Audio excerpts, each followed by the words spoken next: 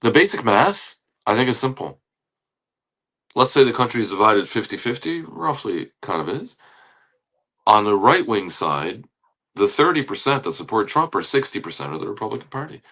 And that's why all these cowards are so afraid.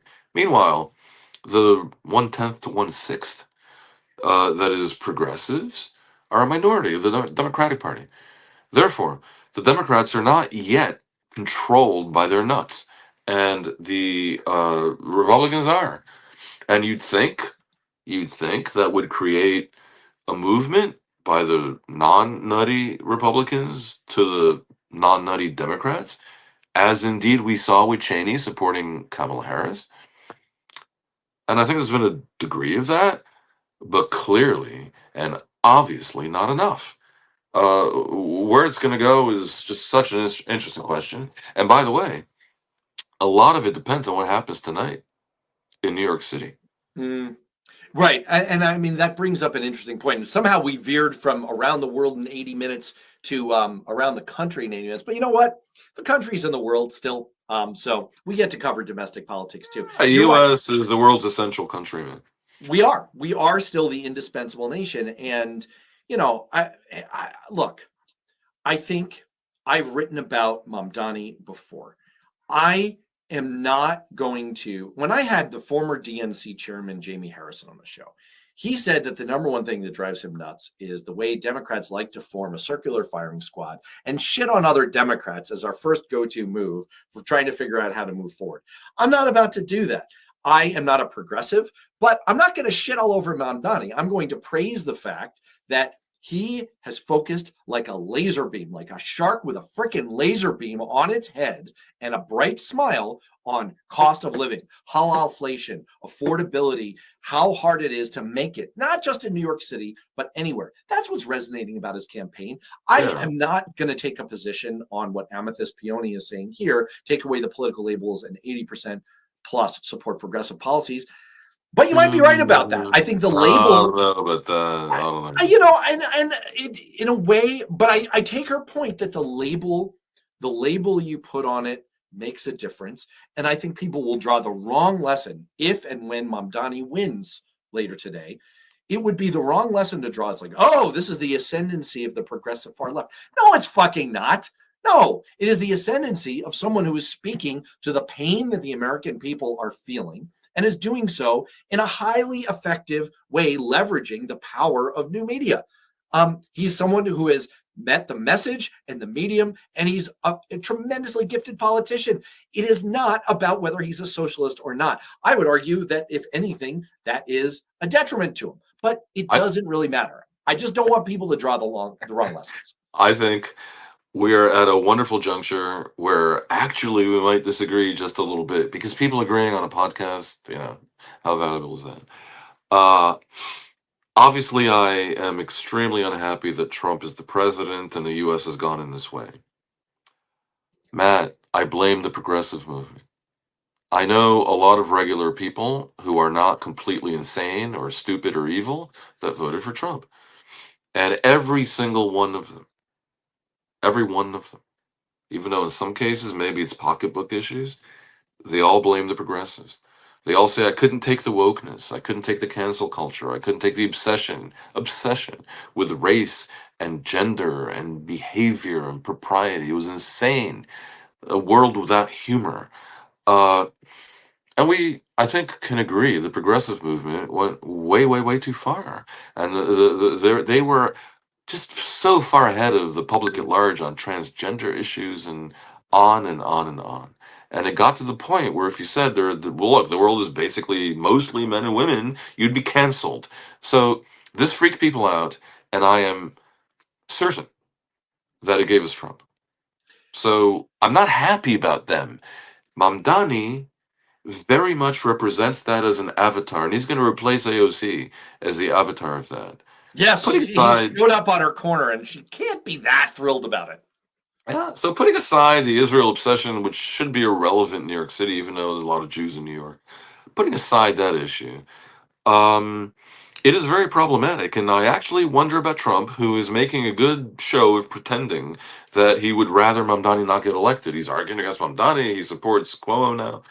It's hilarious because if I was Trump, I would want Mamdani to be Yeah, elected you want the to poster give me a child for your boogeyman. opponents that Yeah, you believe. Yeah, sure. absolutely. Look, But you there's something else. There's something else that just needs to be yeah, said. I have lived in London. I've lived in New York. I've seen these countries. These sorry, I misspoke, but they kind of feel like countries. These cities that are like city states within countries become so unaffordable to most people. You know, you could argue, look, if you're not making a shit ton of money, then you just have no business living in London or New York. And that might work if all the people left immediately and you only had bankers, but they didn't. And this reflects a rebellion by regular people who can simply no longer afford to live in New York. And that's fascinating to me.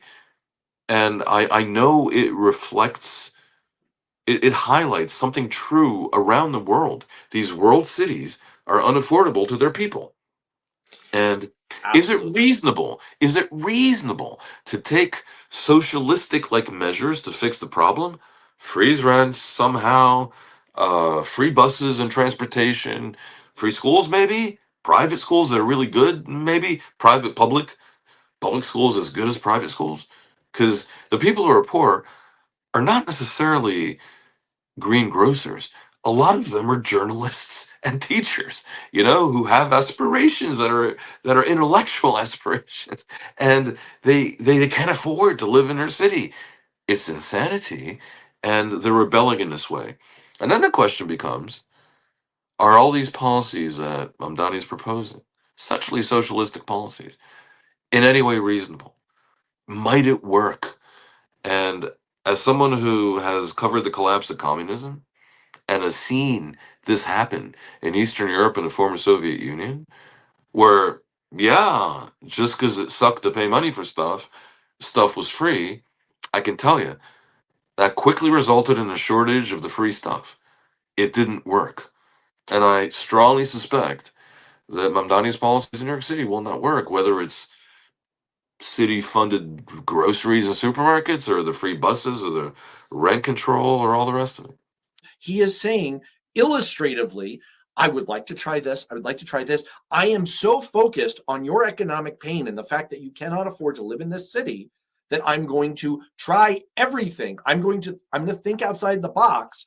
I care and I am focused on your issue. I And agree. I agree. That's true.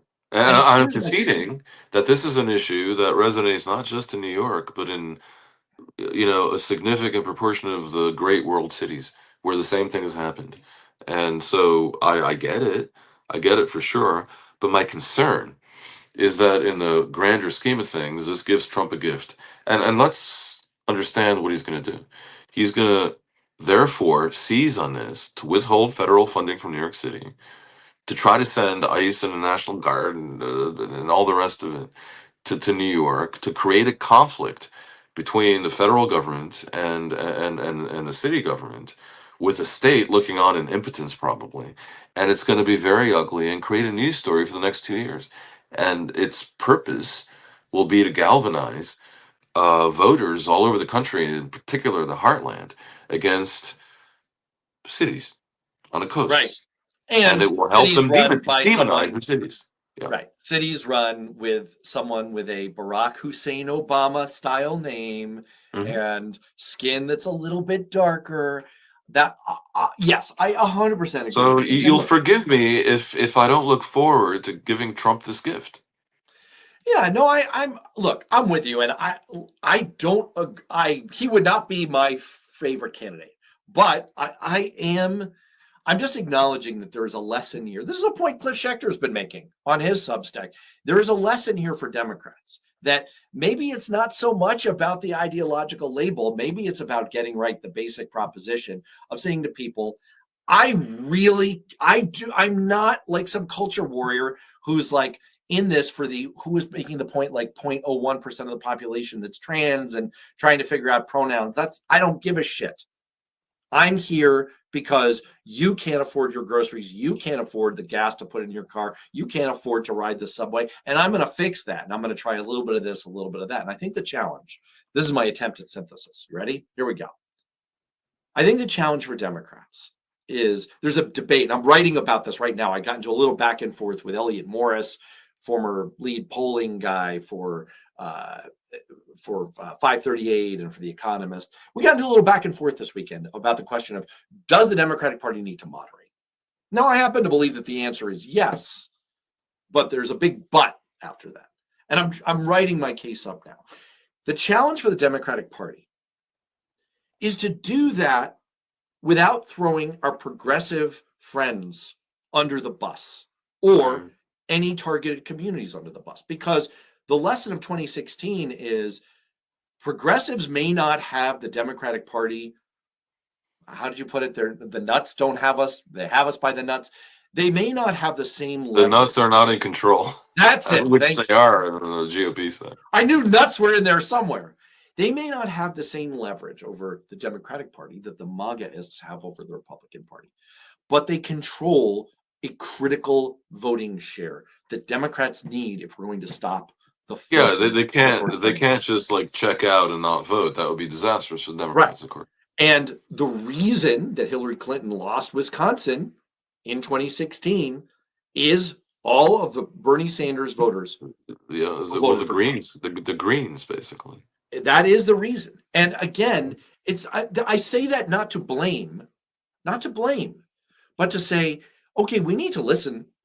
We need to find a way to moderate so that we're not scaring potential voters who think like, you're all about pronouns, they're for they, them. We need to find a way to moderate in that way without throwing our progressive friends or any communities that are vulnerable under the bus. I think it depends on the definition of throwing under the bus. To not make transgender bathrooms the central pillar of your campaign as one of two major parties in the world's essential nation doesn't constitute throwing a vulnerable community under the bus. It just means you sort of have a perspective on the hierarchy of importance in life. I'm sorry, but that's the way it is in my view. And the Democrats got dragged into a direction that has hurt the world badly because of the consequences. And I fear that a Mamdani election, which seems likely, will help the Republicans more. And so I'd like to see the Democrats moderate, much as you do. And I think there are ways to do it without throwing anyone under any buses.